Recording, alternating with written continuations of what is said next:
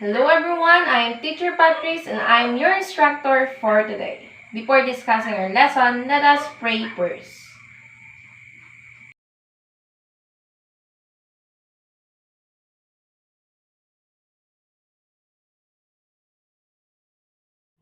Directions. Arrange the jumble letters to form the words related to our topic. Use the clues provided to answer this activity.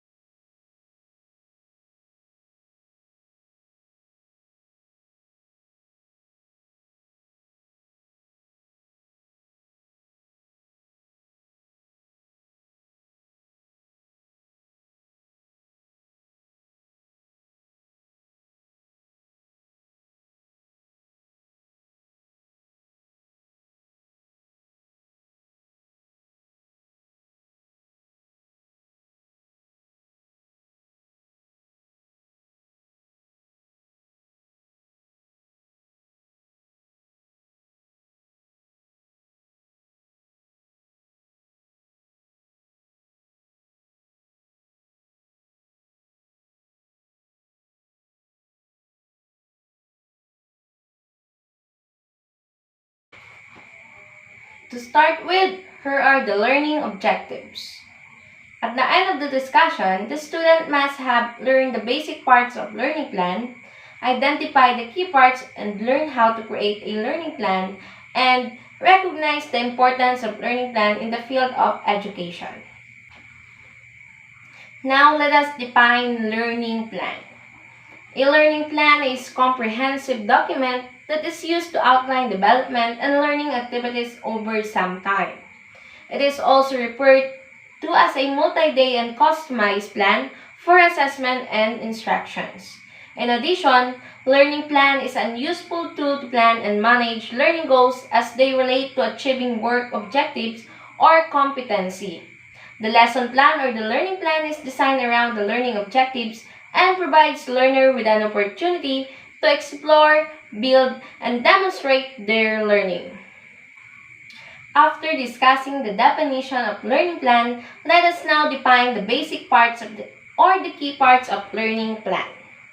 Basically, a lesson plan or a learning plan traditionally includes details of the lesson, the learning outcomes to be covered, the methodology that will be used, the resources, materials required, and the activities that will be carried out both to engage and assess the learners. There are 6 key parts of learning plan. Number 1 is the lesson objectives, related requirements, lesson materials, lesson procedure, assessment method, and lesson reflection. 6 key parts of learning plan. Number 1, the learning objectives. The learning objectives or the lesson objective states that students will know or be able to do at the end of the lesson. The strategies, materials, assignment, and assessment used in a lesson are determined by and must align with the lesson objective. Example of learning objective, students will be able to describe the scientific method and provide example of its application. Number 2 is the related requirements, defined as the national, state, or school standards that dictate what you need to teach in class. For instance, if you teach a CTE or the College of Teacher Education course, you likely need to tie your lessons to certification requirements as well. Every lesson you teach should help you hit those requirements. Number 3 is the lesson materials, or also known as instructional materials, or any collection of materials including animate or inanimate objects as well as human and non-human resources. that a teacher may use in teaching and learning situation to help achieve or meet the desired learning objectives.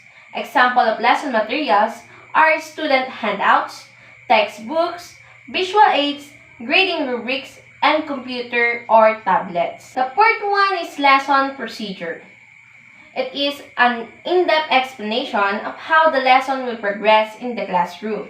Additionally, the procedure is the body of your lesson plan, the ways in which you'll share an information with students, and the methods you'll use to help them assume a measure of mastery of that material.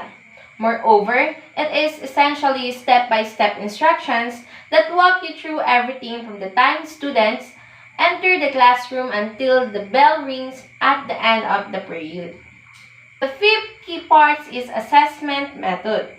Define the nature of the assessor actions and include examine, interview, and test. The examine method is the process of reviewing, inspecting, observing, studying, or analyzing one or more assessment objects.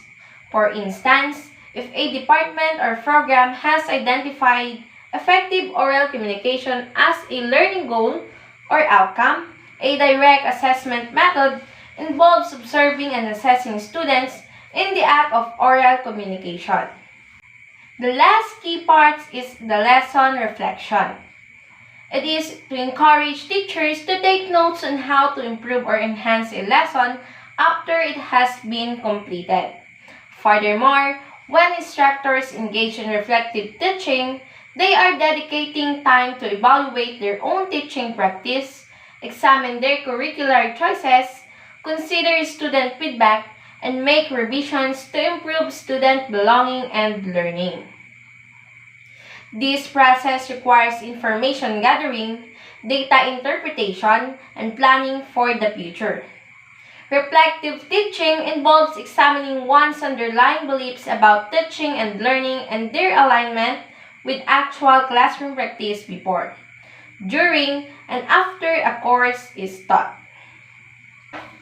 We are done discussing the key parts of learning plan. Now, let's discuss the importance of learning plan in the field of education. The importance of learning plan or lesson planning is that it bridges the curriculum's intent with the daily teaching and learning in a classroom. Learning plan or lesson planning is important because it helps teachers to make sure that the everyday activities that go on their classroom are providing learners with a good level of lasting progress toward what they want to achieve outlined in their sequence, as well as their individual education plans. Besides, effective lesson planning can also contribute to the teacher's own success and well-being. Teachers teach because they want to support students, and effective lesson planning can contribute to job satisfaction when a lesson is successful or a student does well on an assessment. Having a skillfully planned lesson can also make the act of teaching more pleasurable by increasing the teacher's confidence in themselves and letting them focus more on interaction with the students than on what is supposed to happen next. Importantly, good planning can save time by avoiding last-minute efforts to buy supplies or create materials needed for a day in the classroom. Teachers can use that reclaimed time for themselves or other parts of their lives, increasing work-life balance. To make sure that you have listened to our discussion, who wants to volunteer to answer the first question? Number 1, what is your understanding of the learning plan? Number 2, enumerate and give the definition of the 6 key parts of learning plan. Number 3, give the importance of learning plan. That's all for today, and thank you for listening.